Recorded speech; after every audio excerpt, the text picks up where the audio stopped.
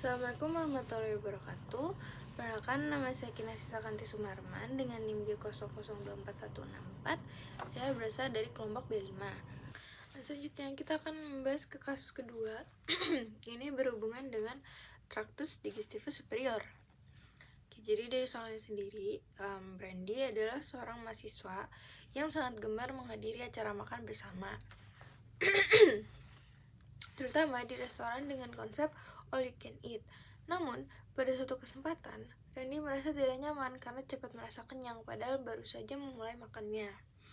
Hal ini membuatnya khawatir ada yang tidak normal dalam sistem pencernaannya. Sebagai teman yang baik, jelasin ke Randy tentang traktus digestivus superior mulai dari mulut sampai ke lambung, serta bagaimana kompensasi sphincter dan gerakan pencernaan saat dia lagi makan rakus di all you can eat.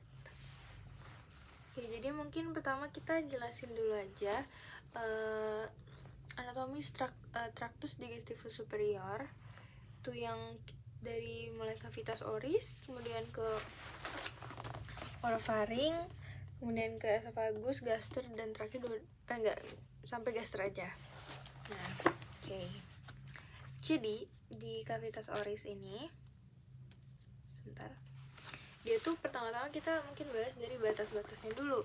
Nah, cavitas oris punya batas-batas pada anterior, posterior, superior, inferior, juga lateral. Nah, pada batas anteriornya ada apa? Ada rima oris. Kemudian pada rima oris itu kayak celah yang dibentuk oleh labium superius dan et inferius. Nah, terus ada kalau misalkan pada bagian posteriornya atau bagian belakang itu dia batasnya itu ada isthmus focium atau isthmus oropharyngeum. Nah, yang ketiga itu kalau misalkan dari batas superiornya itu dia ada palatum durum. Kalau misalkan inferior itu ada diaphragma oris atau lidah dan lidah. Nah, kemudian pada bagian lateral atau pada bagian sampingnya dia akan berbatasan dengan corpus adiposum buccae atau kemudian juga processus alveolaris mandibulae et maxillae. Nah, itu untuk dari batas-batasnya sendiri. Nah, kemudian kita mungkin bakalan membahas dari jadi cavitas oris itu ada vestibulum oris, kemudian ada juga cavitas oris propria. Nah, jadi cavitas oris terdiri dari dua struktur tersebut. Nah, pembaginya itu apa? Pembaginya itu ada arcus dentalis superior et inferior dan processus alveolaris mandibulae et maxillae. Nah, jadi pada vestibulum oris sendiri itu kalau misalkan bagian anterolateralnya ada labium superius et inferius oris dan corpus adiposum buccae. Nah, kalau misalkan pada bagian superiornya itu ada lipatan membran mukosa yang dibentuk oleh labium superius oris dan corpus adiposum buccae ke arah gingiva. Nah, kemudian pada bagian dorsalnya itu ada arcus dentalis superior et inferior dan processus alveolaris maxillae et mandibulae. Nah, kalau misalnya bagian inferior atau bagian bawahnya itu ada lipatan membran mukosa yang dibentuk oleh labium inferius oris dan corpus adiposum buccae ke arah gingiva juga. Oke. Nah, itu untuk dari bagian vestibulum oris. Kemudian kita masuk ke cavitas oris propria. Nah, itu tuh ada 4 bagian juga, superior, anterolateral, basis, juga posterior. Kalau pada bagian posteriornya itu ada apa? Ada palatum durum dan palatum mole. Nah, kemudian ada pada bagian anterolateral itu ada proses alveolaris maxillae et mandibulae, pada bagian basisnya ada diaphragma oris, dan pada bagian posteriornya ada isthmus focium. Nah, selain itu tuh ada struktur lain, jadi selain dua yang tadi ada vestibulum cavitas oris, vestibulum oris dan cavitas oris propria, itu ada struktur lain berhubungan dengan cavitas oris. Ada apa aja? Ada labium superius et inferius atau bibir atas dan bawah.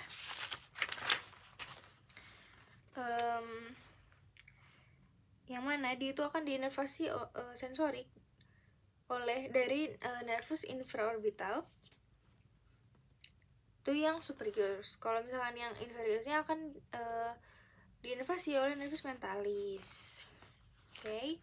Nah, selanjutnya ada juga yang penjelasan lebih rinci lagi mengenai palatum durum dan palatum mole. Itu tuh atap rongga mulut yang memisahkan kavitas oris dengan kavitas nasi atau hidung. Nah, jadi palatum durum itu tuh merupakan bagian dari 2/3 anterior, sedangkan kalau misalnya palatum mole itu pada bagian 1/3 posterior. Nah, palatum mole itu juga tuh merupakan langit-langit yang lunak, sedangkan kalau misalnya palatum durum itu dia langit-langit yang permukaannya itu lebih keras. Oke. Selanjutnya mungkin kita masuk ke ini. Jadi pada palatum durum itu dia itu sebagian dari os maxilla dan sebagian lagi dari os palatinum. Nah, di sana tuh ada 2 foramen yang penting. Ada apa aja? Ada foramen palatinum maius, juga ada foramen palatinum minus. Nah, kalau misalnya pada palatum mole itu dia di sini ada 5 otot yang melekat.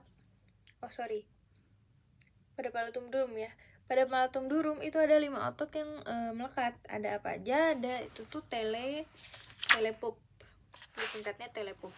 Musculus tensor veli palatini, musculus levator veli palatini, musculus palatoglossus, musculus uvulae, dan musculus palatopharyngeus.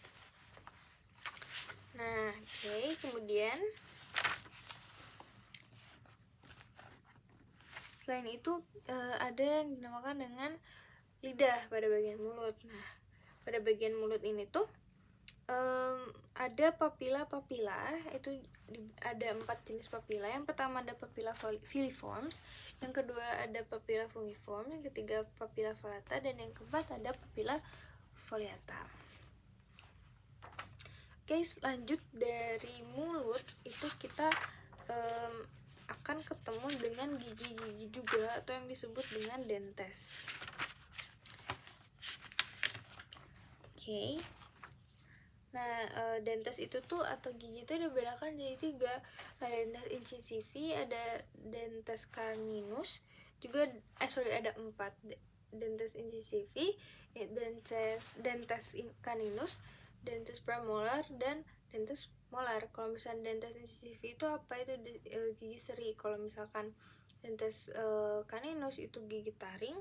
Kalau misalkan dentes premolar itu tuh adanya pada dentes permanentes, sedangkan yang keempat ada dentes molar, itu tuh merupakan gigi Graham. Oke. Nah, kemudian lanjut dari kavitas oris, kita akan masuk ke bagian orofaring. Ya, gambarnya orofaring. Oke. Nah, jadi orofaring ini sendiri tuh ada dibagi menjadi 3. Ada apa aja? Ada nasofaring, orofaring, dan laryngofaring. Oke. Jadi sebentar. Nah, oke, batas-batasnya orofaring itu ada apa aja? Dia itu ada di bagian batas kranial, lateral, juga di kaudal. Nah, kalau misalnya di kranial dia akan berbatasan dengan palatum mole. Kalau misalkan pada bagian lateral dia akan berbatasan dengan arcus palatoglossus, dan kalau misalnya pada kaudal dia akan berbatas dengan radix linguae. Nah, terus pada orofaring ini juga itu ada yang dinamakan dengan annulus Waldeyer. Nah, annulus Waldeyer ini tuh apa sih? Dia tuh merupakan gabungan dari beberapa jaringan limfoid imunokompeten yang akan membentuk struktur bernama annulus Waldeyer ini. Nah, annulus Waldeyer ini tuh kan ada 4 kan. Pada bagian kranial, lateral, kaudal, juga ada 1 lagi. Nah, kalau misalnya pada bagian kranial itu dinamakan dengan ini tonsila pharyngealis, atau kalau misalkan lebih pendeknya disebut dengan adenoidea. Terus kalau misalnya pada bagian lateral samping itu disebut dengan tonsila palatina, dan kalau misalnya pada bagian kaudal itu disebut dengan tonsila lingualis. Terus selain itu ada 1 lagi di tambahan, tonsila tuba. Nah, ini untuk dari gambarnya. Ini ada tonsila faringeal, kemudian ada tonsila palatina, dan ada tonsila lingualis. Oke.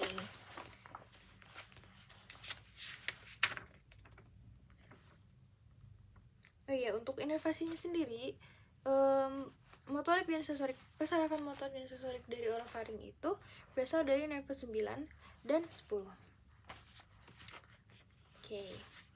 Nah, selanjutnya dari orofaring kita turun ke esofagus. Nah, esofagus itu dia memiliki 3 pars. Ada pars cervicalis, thoracalis, sama abdominalis. Kalau misalkan pars cervicalis itu dia setinggi vertebra cervix 6 sampai vertebra thoracica 1. Kalau misalnya pada bagian pars thoracalis itu dia akan sejajar dengan vertebra thoracica 1 sampai vertebra thoracica 10. Kalau misalnya pada bagian pars abdominalis itu dia akan bersejajar dengan vertebra thoracica 11. Ini dia gambar dari esofagus. Nah, jadi tuh pada bagian esofagus juga tuh ada yang dinamakan dengan angustia. Angustia itu apa? Itu penyempitan dari salurannya. Nah, ada 3, ada angustia superior, angustia media, dan angustia inferior. Nah, kalau misalkan angustia superior itu dia akan sejajar dengan vertebra cervicalis 6. Kalau misalkan angustia media itu dia akan sejajar dengan corpus vertebra thoracalis 4 atau 5. Dan kalau misalnya angustia inferior itu dia akan sederet dengan vertebra thoracica 10. Oke. Nah, untuk dari inervasinya sendiri itu dia ada nervus vagus, truncus simpaticus, dan nervus planicus. Itu untuk yang bagian sensoriknya. Kalau misalnya motoriknya dia nervus vagus. Nah, kita lanjut. Selain dari esofagus itu akan masuk ke yang terakhir akan kita bahas adalah gaster.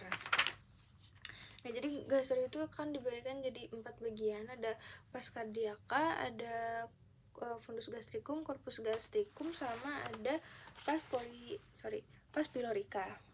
Nah, oke. Jadi pada ini gambaran dari gaster. Nah, jadi di gaster juga itu selain 4 yang tadi itu ada 2 lubang. Lubangnya dinamakan dengan apa? Dengan orificium cardiacum pada bagian atas sini, lubangnya atas sini, dan orificium pyloricum yang di bawah sini. Terus di gaster juga tuh ada yang dinamakan dengan curvatura minor, juga curvatura mayor. Curvatura minor itu yang mana? Yang ini.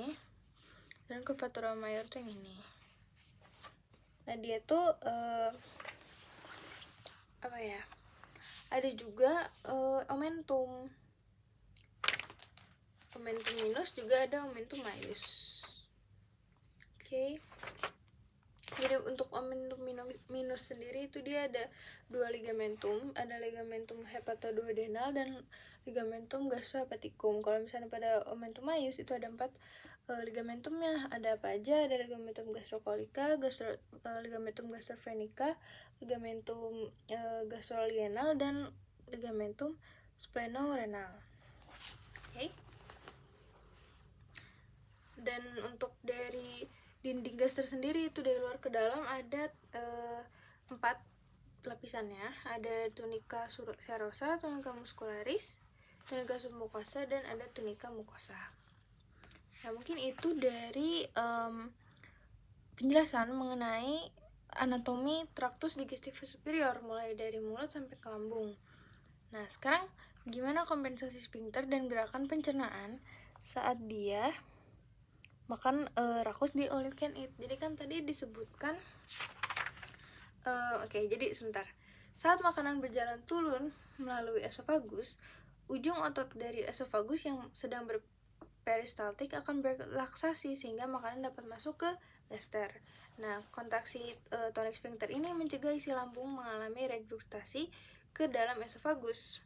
Penutupan sphincter ini diatur oleh nervus vagus, dan aktivitas ini dapat meningkat oleh hormon gastrin dan menurun oleh hormon sekretin, kolesitokinin, dan glukagon. Nah, inervasi dari serabut-serabut motorik dari sistem simpatik yang meningkatkan kontraksi dan sistem parasimpatis nervus vagus yang menurunkan kontraksi. Selain itu, pylorus dikendalikan oleh nervus setempat dan pengaruh hormon dari dinding gaster dan duodenum. Nah, di sini kan dibilangnya si Randy ini tuh pada satu keadaan ini dia justru cepat kenyang meskipun baru makan sedikit.